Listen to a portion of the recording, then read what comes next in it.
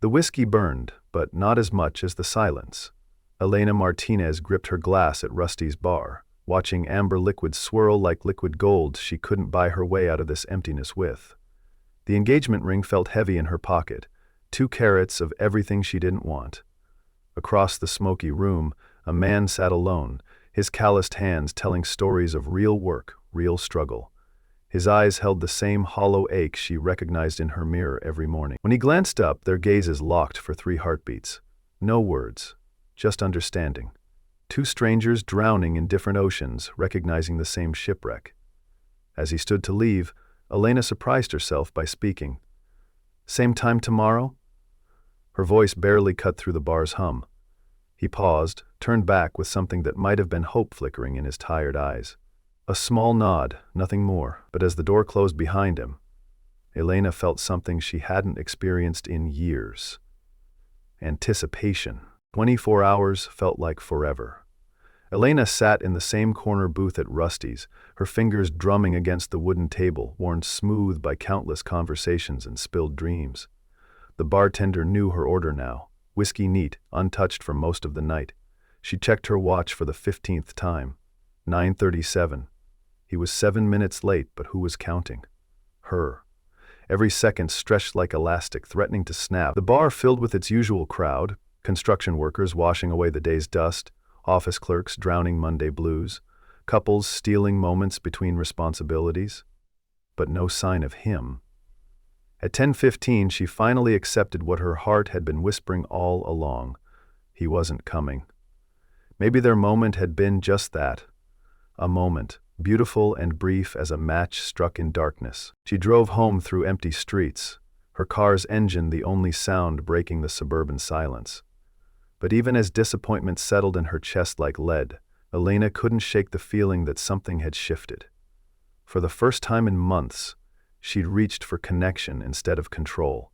For the first time in years, she'd spoken to a stranger not because she needed something from them, but because she simply wanted to. The memory of his tired eyes and gentle nod stayed with her as she pulled into her empty garage, as she climbed the stairs to her empty bedroom, as she lay staring at the ceiling of her empty life.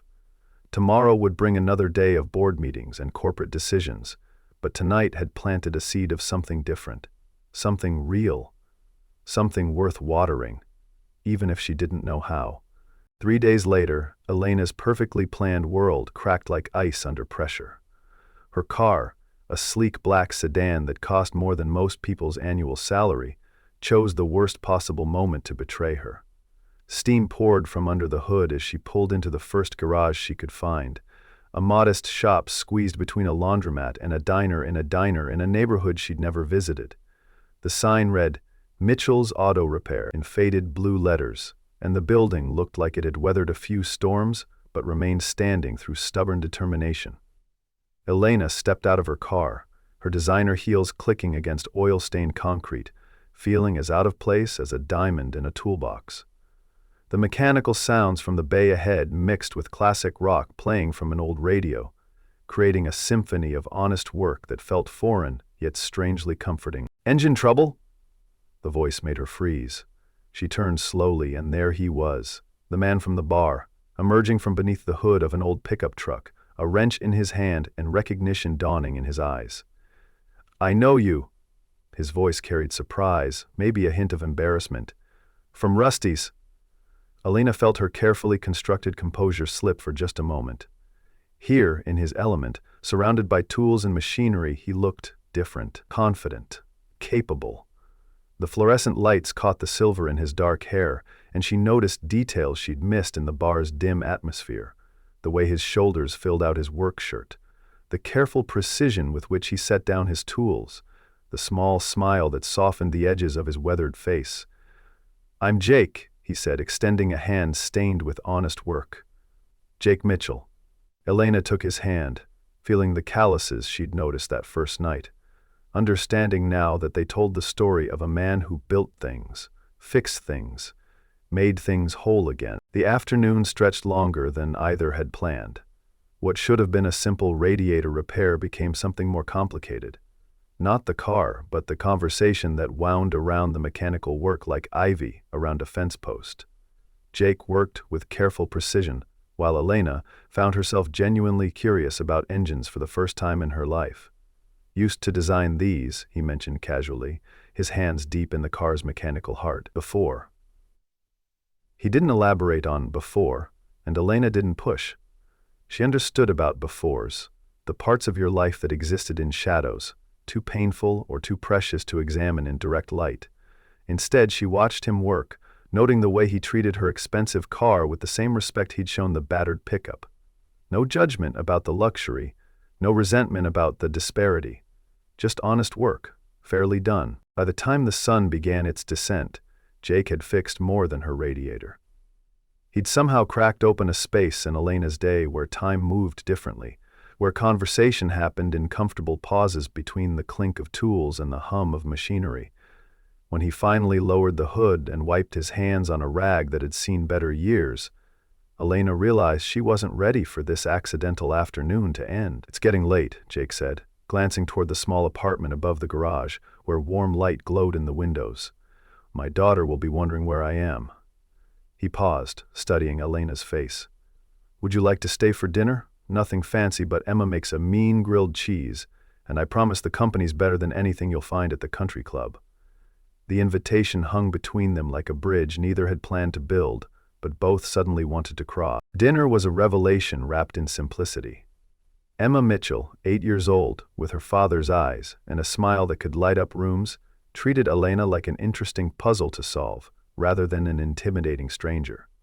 The apartment above the garage was small but warm, filled with the kind of love that money couldn't buy and architects couldn't design. Hand-drawn pictures covered the refrigerator. Homework assignments were scattered across a kitchen table that had witnessed countless meals and conversations, and everywhere Elena looked she saw evidence of a life built from scratch, with careful hands and fierce devotion. "Dad, she talks fancy," Emma announced, with the brutal honesty only children possess, causing Jake to flush red and Elena to laugh. Really laugh, for the first time in months. "I suppose I do," Elena admitted, sitting cross-legged on the floor, as Emma showed her a book about dolphins, explaining in serious tones why they were clearly the most intelligent creatures on Earth. As the evening deepened, Elena found herself washing dishes alongside Jake while Emma practiced piano in the next room, a small upright instrument that had seen better decades, but still carried melodies with sweet determination. The domestic rhythm felt foreign, yet natural, like speaking a language she'd forgotten she knew. "Her mother played," Jake said quietly, his hands stilling in the soapy water. "Cancer took her 2 years ago. Had to choose between keeping my engineering job and being here for Emma." He didn't say it like he regretted the choice, but Elena heard the weight of sacrifice in his voice, the heavy math of love that sometimes demands everything you thought you wanted. She wanted to tell him about her own calculations, the spreadsheets of success that had somehow added up to emptiness, the corporate victories that felt increasingly hollow. Instead, she handed him another plate and said, "She's lucky to have you." Some truths were too big for dinner conversation, but they settled between them anyway, comfortable and understood. The evening ended with Emma falling asleep during a movie, curled against Elena's side like a trusting cat. Jake carried his daughter to bed while Elena stood at the window, looking out over a neighborhood where porch lights glowed like earthbound stars, and families settled into evening routines behind curtained windows. This was what she'd been missing, she realized. Not just love, but belonging. Not just success, but significance. When Jake returned, they stood together in comfortable silence, watching the night deepen over his small kingdom of honest living. "I should go," Elena said, though every part of her wanted to stay. "Will you come back?" Jake asked, and something in his voice made her turn to face him fully. Not will you come back to get your car serviced, or will you come back when you need something fixed? Just will you come back? "Yes," she said, surprising herself with the certainty in her voice. "I'd like that very much, but secrets have a way of surfacing like oil on water, impossible to contain once they begin to spread." Elena returned 3 times over the next 2 weeks, each visit feeling more natural than the last. She helped Emma with homework, learned to appreciate the simple perfection of Jake's grilled cheese sandwiches, and discovered that her expensive education had somehow failed to teach her the things that mattered most. How to build trust, one conversation at a time. How to find joy in small moments. How to be present instead of perpetually planning. She told them she worked in an office, kept her answers vague when they asked about her life, and carefully parked her car 2 blocks away, walking the rest of the distance. The deception felt justified. She was protecting something precious and fragile, this bubble of normalcy she'd never known she wanted. The bubble burst on a Tuesday evening when Emma casually mentioned seeing Elena's picture in a magazine at the grocery store. The lady looked just like you, but her hair was different, and she was wearing a fancy dress and standing next to a really tall man in a suit. Jake's fork paused halfway to his mouth. Elena felt the blood drain from her face as Emma continued with innocent enthusiasm. The magazine said she was super rich and owned a big company. Isn't that funny? She even had the same name, Elena Martinez. The silence that followed was deafening. Elena watched as understanding dawned in Jake's eyes, followed by something that looked like betrayal. CEO of Martinez Automotive, he said slowly, as if testing the words. The same Martinez Automotive that canceled our engine development contract 5 years ago. The same company that laid off half our team right before Christmas. His voice was quiet, but Elena heard the devastation underneath. Not just professional disappointment, but the unraveling of trust. The conversation that followed was like watching something beautiful shatter in slow motion.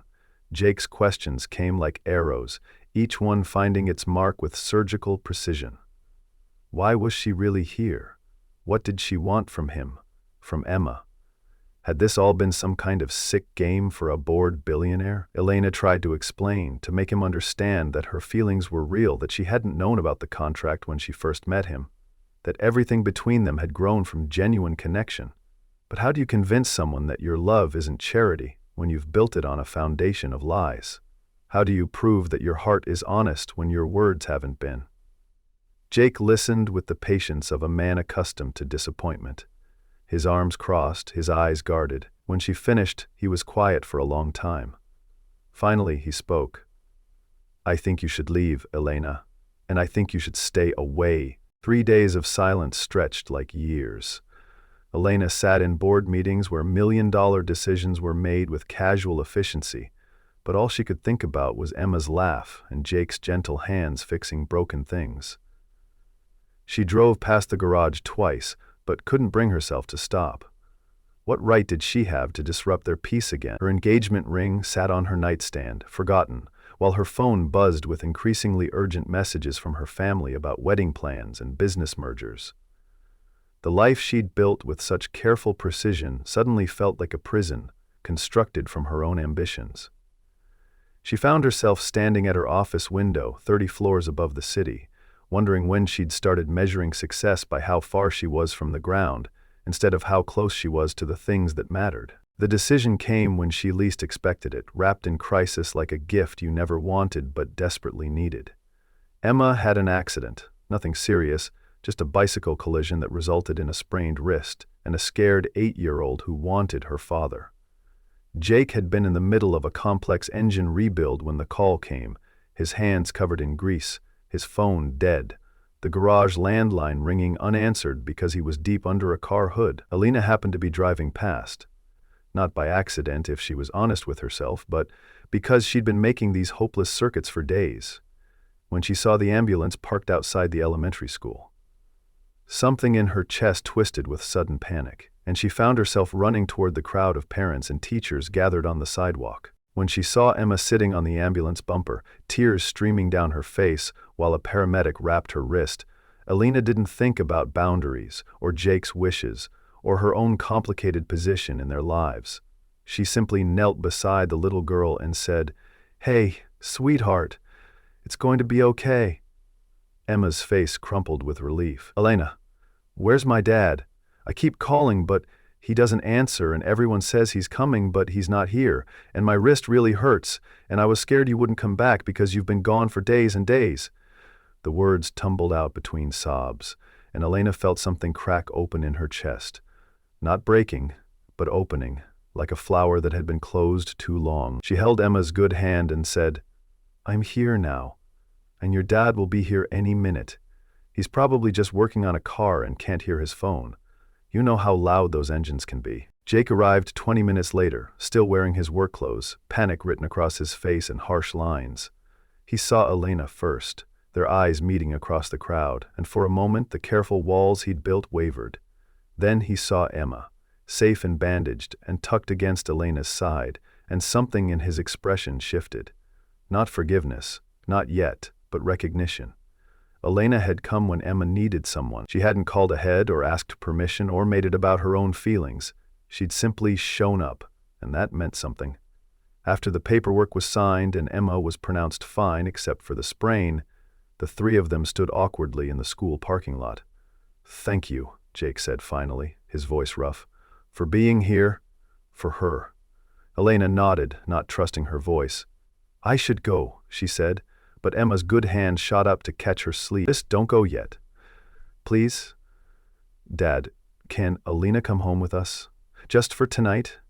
I don't want to be alone, and you have to work on Mr. Peterson's car, and Elena makes really good hot chocolate."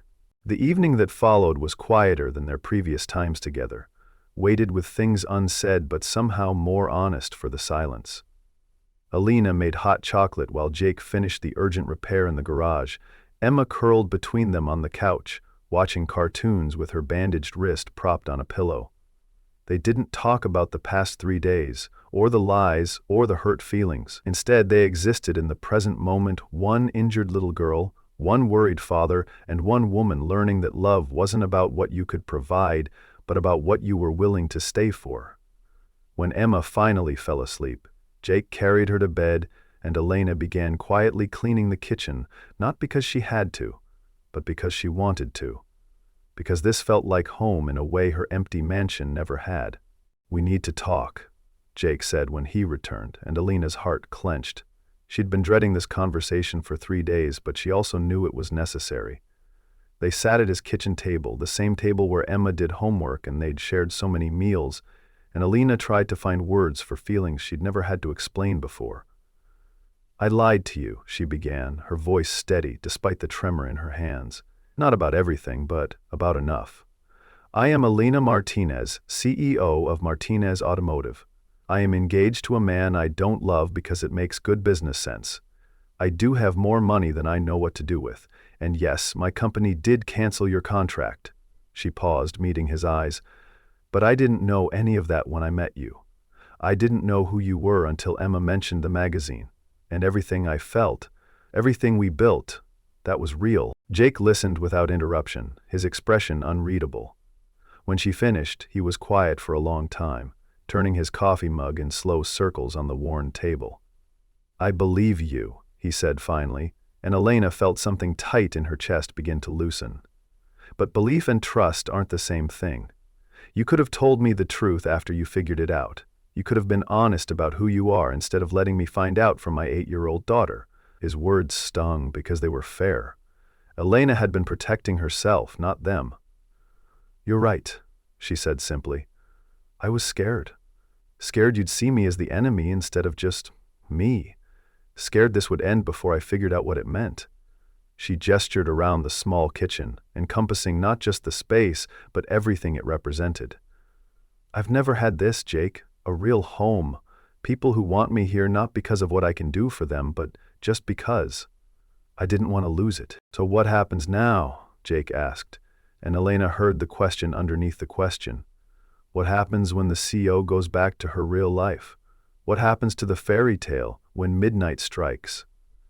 Elena had been asking herself the same thing for days, and the answer had crystallized with painful clarity as she'd sat holding Emma in that school parking lot. "I quit," she said, surprised by how steady her voice sounded. "Not immediately. I have responsibilities, people depending on me. But I'm stepping down. My family will be furious. My fiancé will probably sue me for breach of contract, and I'll lose most of the fortune I never wanted anyway." She reached across the table, covering Jake's hand with hers. "But I'll have a chance at something real, something that matters. If you'll let me, Jake stared at their joined hands for a long moment. "It won't be easy," he said finally. "The press, the attention, the questions. Emma and I, we like our quiet life." Elena squeezed his hand gently. "I like your quiet life too. More than I've ever liked anything." The transformation didn't happen overnight. There were legal battles and family confrontations, headlines and photographers camping outside the garage, until Jake politely but firmly asked them to leave. Elena's family cut her off financially, which hurt less than she'd expected, and freed her more than she'd dared hope. She moved into a small apartment 6 blocks from the garage, close enough to walk to work, because Jake had offered her a job, not as CEO or board member or strategic advisor, but as someone who answered phones and learned to change oil and slowly earned the trust of customers who didn't care about her former title. She was terrible at it initially, her manicured hands clumsy with tools, her business vocabulary useless when Mrs. Henderson's car was making that funny noise again. But she learned, and more importantly, she belonged. 3 months after the night at Rusty's bar, Elena woke to the sound of Emma practicing piano in the apartment below. She'd given Jake her engagement ring the week before, not as a romantic gesture, but as a practical one. "Sell it," she'd said. "Use the money for Emma's college fund, or to expand the garage, or to take a vacation. Use it for something that mattered." He'd refused at first, but Elena had insisted. "It's not charity," she'd explained. "It's an investment. In us. In this life we're building together." The ring had bought new equipment for the garage and a better piano for Emma, with enough left over for the family vacation to the coast that Emma had been planning with the serious dedication of a military strategist. The morning routine had become sacred in its simplicity.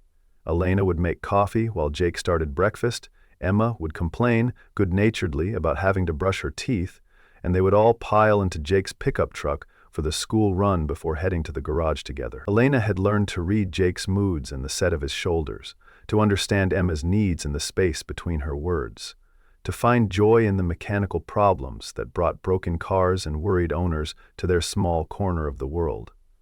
She'd discovered that fixing things, really fixing them, not just managing them, required patience and precision, and a kind of love she'd never learned in business school. On a Tuesday evening in late spring, as Elena helped Emma with a science project about renewable energy while Jake worked late on a particularly stubborn transmission, she realized that happiness had crept up on her like dusk. So gradually she hadn't noticed, until she was completely surrounded by it. They weren't perfect. No real family was. Jake still sometimes withdrew when the weight of single parenthood felt too heavy. Emma occasionally tested boundaries with the determination of someone who'd learned early that love could disappear without warning, and Elena struggled with the urge to solve problems with money instead of presence.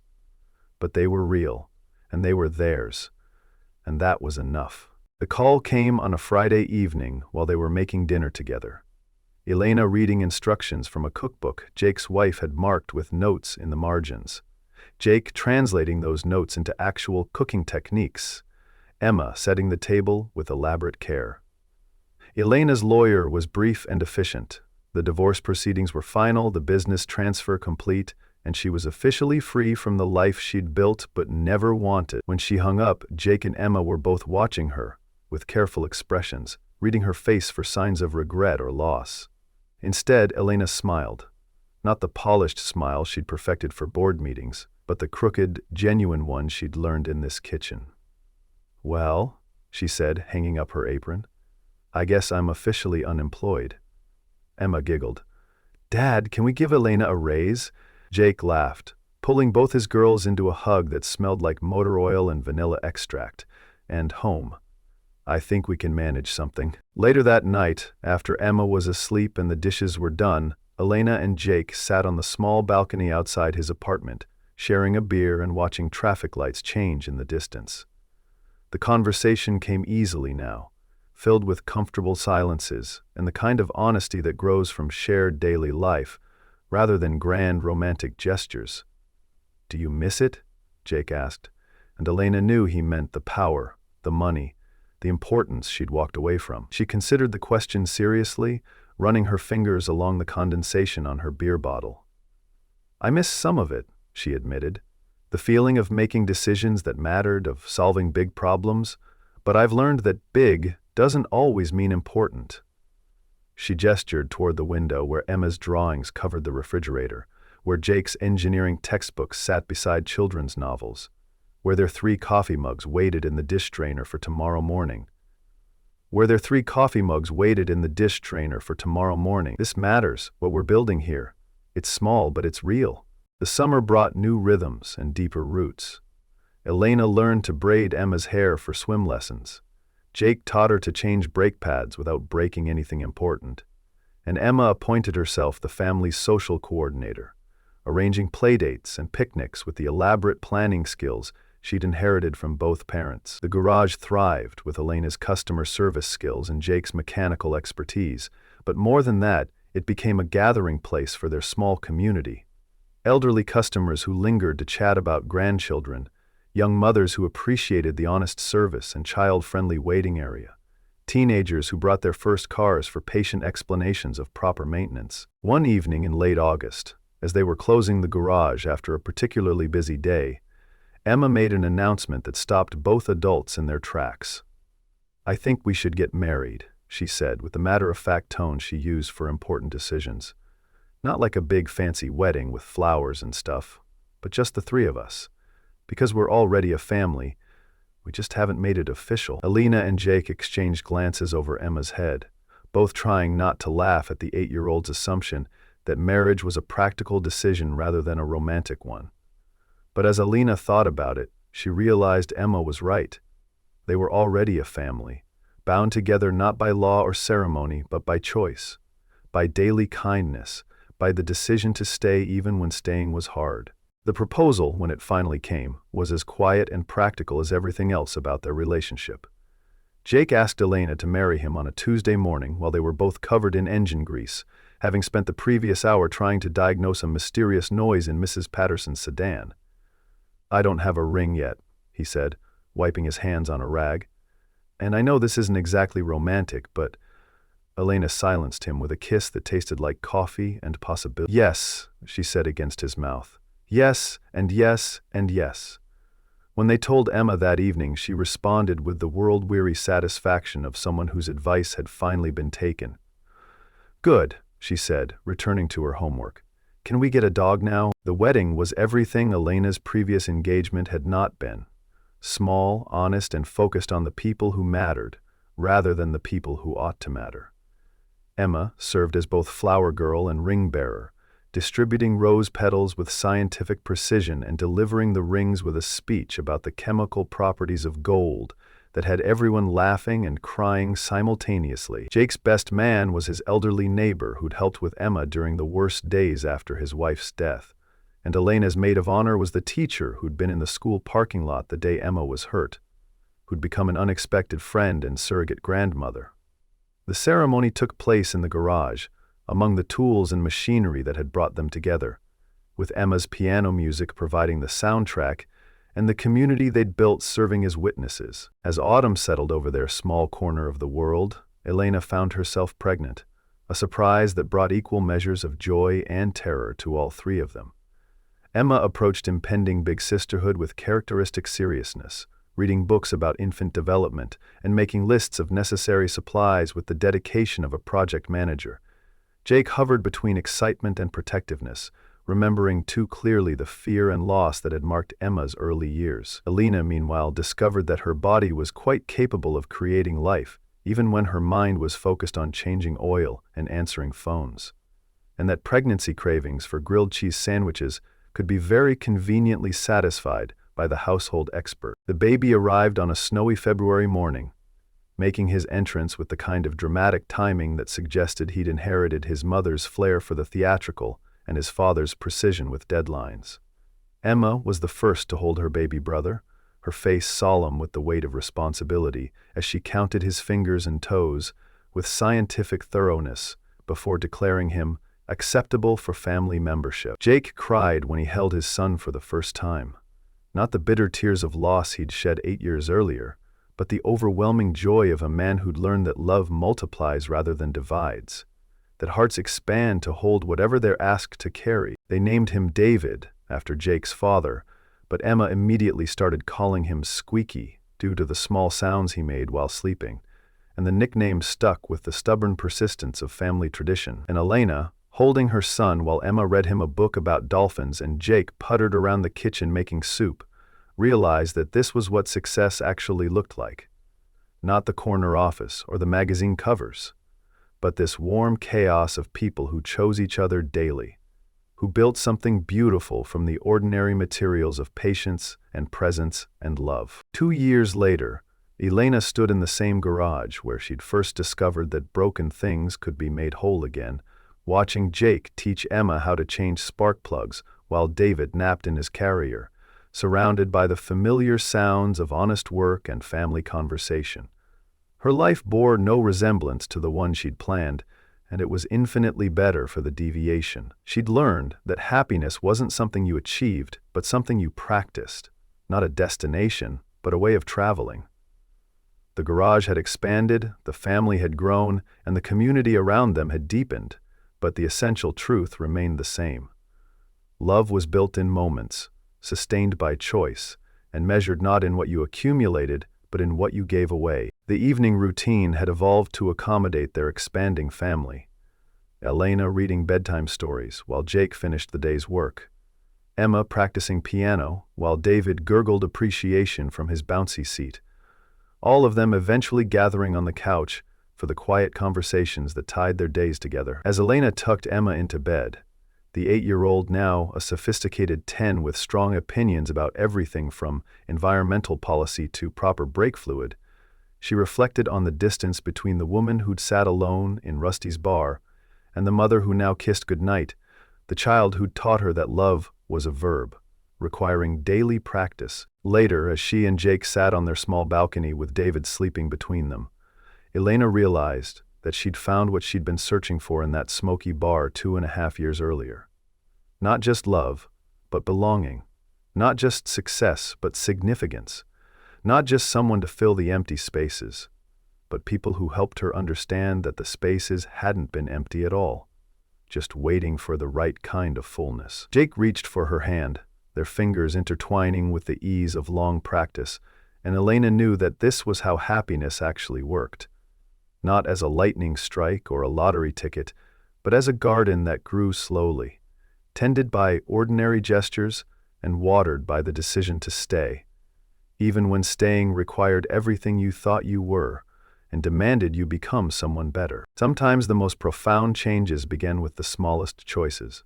Elena had chosen to speak to a stranger in a bar, to accept an invitation to dinner, to stay when leaving would have been easier. She'd chosen to tell the truth when lies would have been safer, to build something real when everything artificial would have been more comfortable. Most importantly, she'd chosen to stay, not just in their house or their town, but in the daily work of becoming a family, of learning that love wasn't a feeling you fell into, but a commitment you climbed toward, one ordinary day at a time. As she watched Jake's sleeping face in the dim light and listened to David's quiet breathing, Elena understood finally that the best things in life weren't the ones you planned for, but the ones you were brave enough to reach for when they appeared, unexpected and perfect, in the space between one heartbeat and the next.